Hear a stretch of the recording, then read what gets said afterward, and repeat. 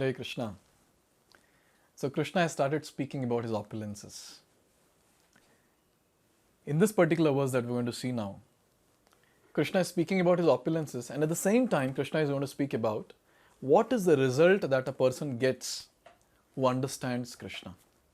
A very nice shloka, a very inspiring shloka for all of us as sadhakas. Shloka number 3. Yo mam ajam anadim cha veti loka maheshwaram asammodaha samratmartyeshu sarva papaihi pramuchyate.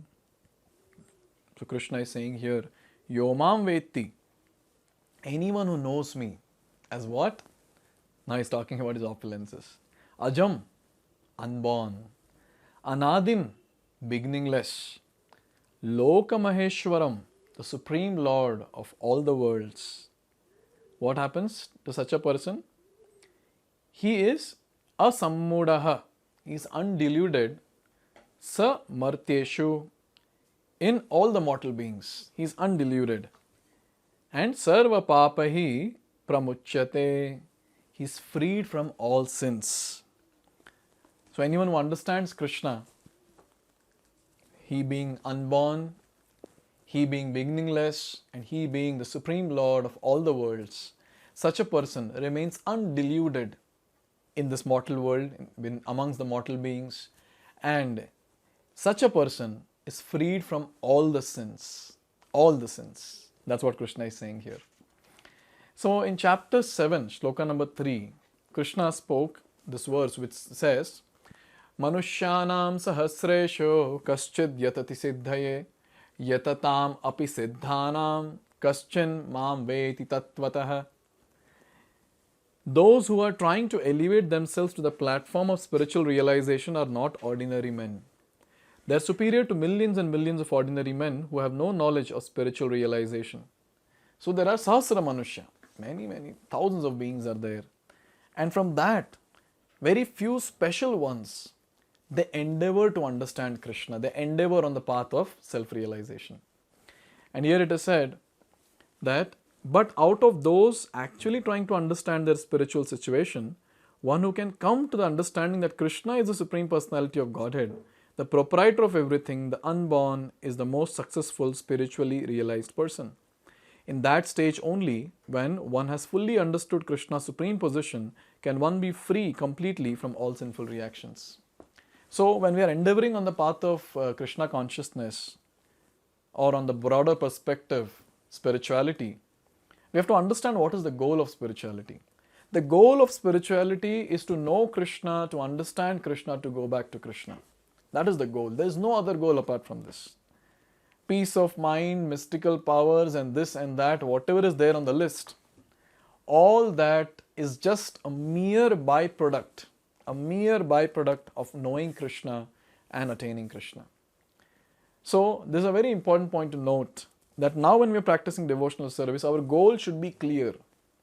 Our goal is to know Krishna, to attain Krishna. There is no other goal apart from this.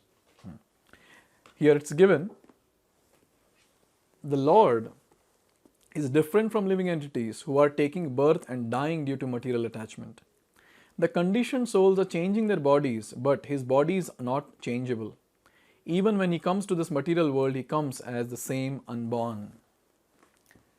So we, living entities, we Baddha Jivas, conditioned souls, we take birth. I mean the body takes birth and we are there in the body. So we keep taking birth and we keep dying.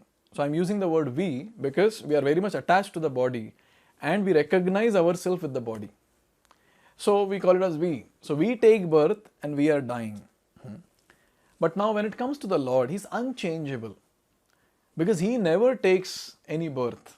I mean, he never accepts any material body. So he never takes any birth. He's unchangeable. He's always the same. Same Shyamasundar who is there in Goloka Vrindavan, the same Shyamasundar appears on this Bhauma, on this earthly planet, to manifest his unmanifest pastimes. But we understand that Krishna took birth from Devaki, isn't it? In the jail, this is what we hear. in Krishna Leela. Here it's given.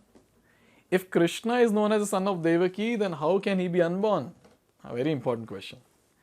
When he appeared before Devaki and Vasudev, he was not born as an ordinary child. He appeared in his original form and then he transformed himself into an ordinary child. So he did not take birth, like mortal beings take birth.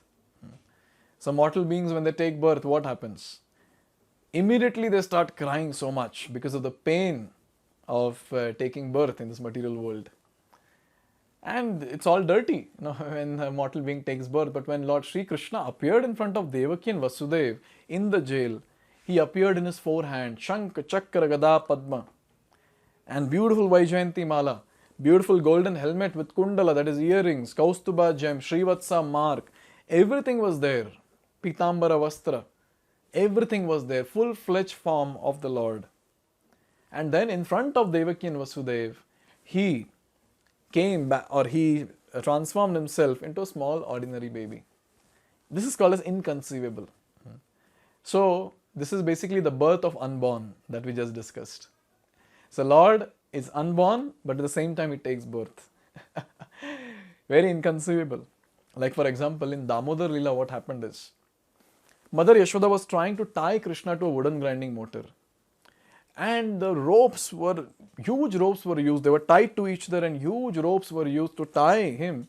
But every time she would try to tie, two fingers short. But then, the same Yashoda, she was the one who tied a little black color thread along with bells around the waist of Krishna while decorating him.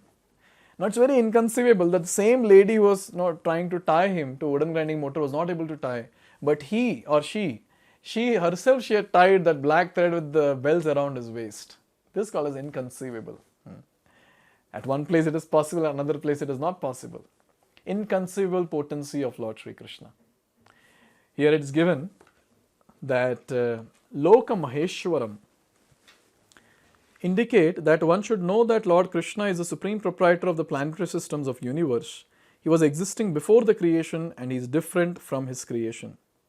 All the demigods were created within this material world, but as far as Krishna is concerned, it is said that he is not created. Therefore, Krishna is different even from great demigods like Brahma and Shiva.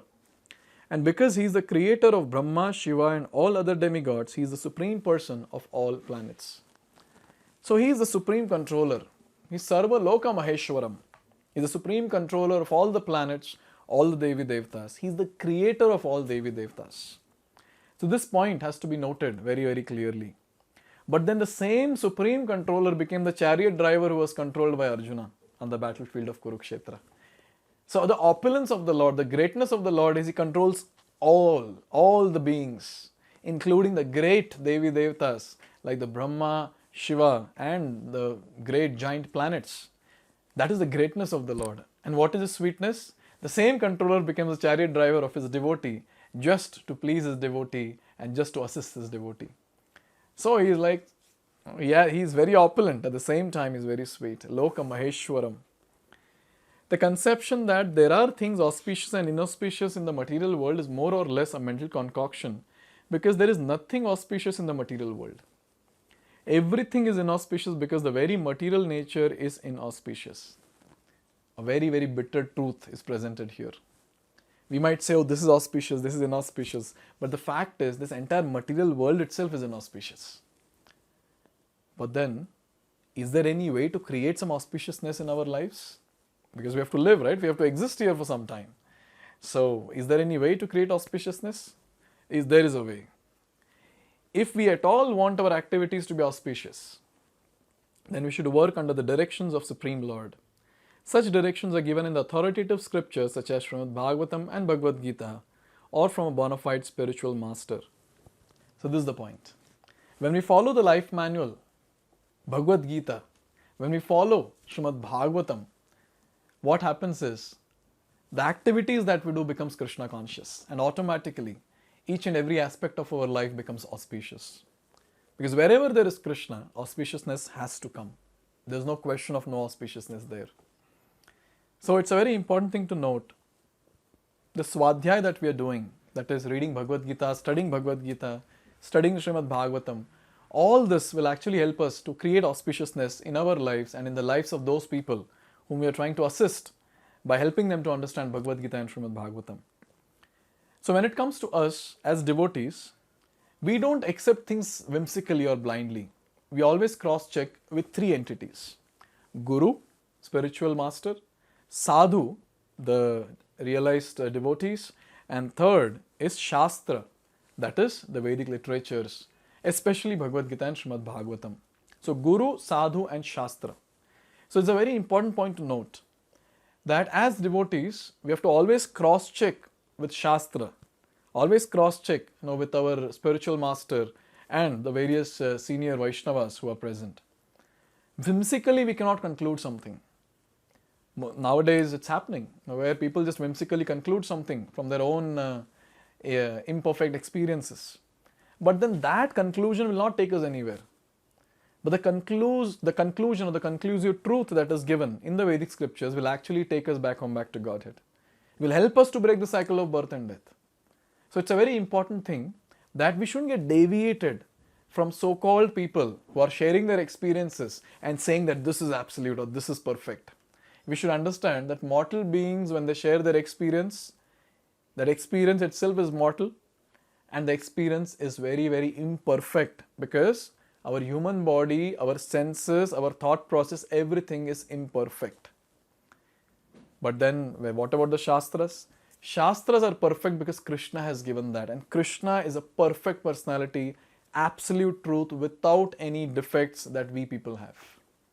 So it's very important to understand Krishna in truth. That's what we're doing in this particular chapter. So we are not dealing on sentiment and emotional platform. We are trying to understand Krishna in truth so that it will be easy for us to have faith on the words of Krishna. So now, after having spoken about what is the result the person gets by understanding Krishna, that is, he becomes freed from all the sins and he is the personality who is not deluded. Now Krishna is going to speak about various qualities that devotees have, and all these qualities are coming from Krishna. So let's see that in the next video. Hare Krishna. Hare Krishna, Hare Krishna, Krishna Krishna.